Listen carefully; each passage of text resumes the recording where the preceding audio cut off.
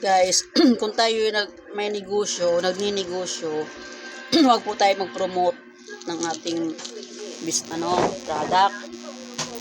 Lalo na kung ang product mo ay, kung ang negosyo mo ay nasa online o online marketing, dapat matuto ka paano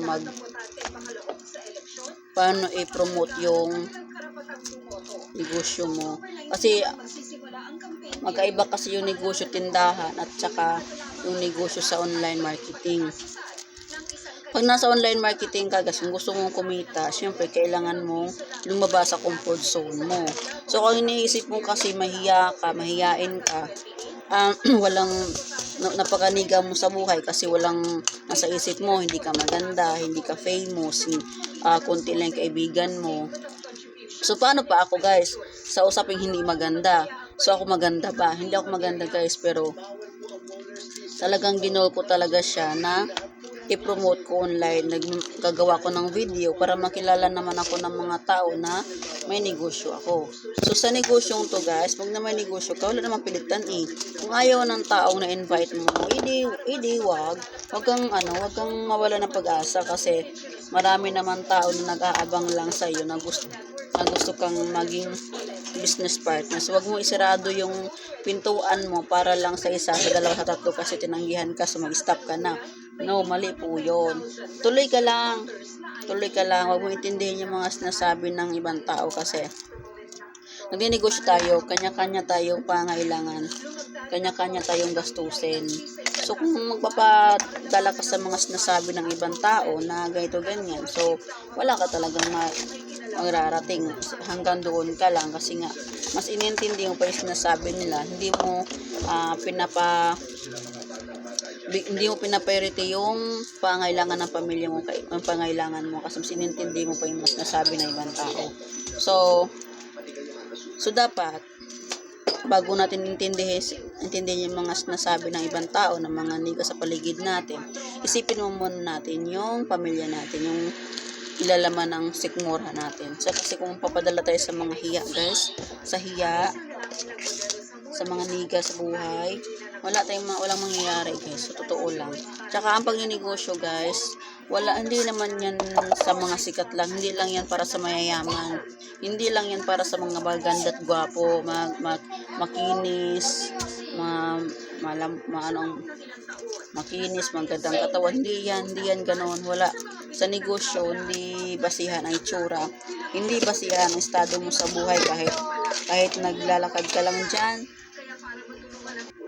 Tsaka kahit makita ka nila nagko-commute ka, naglalakad, even ako, isa nga naglalakad nga ako nakikita ako ng mga tao. Naglalakad ka lang pala, akala ko may ka kasi nagbi-business ka.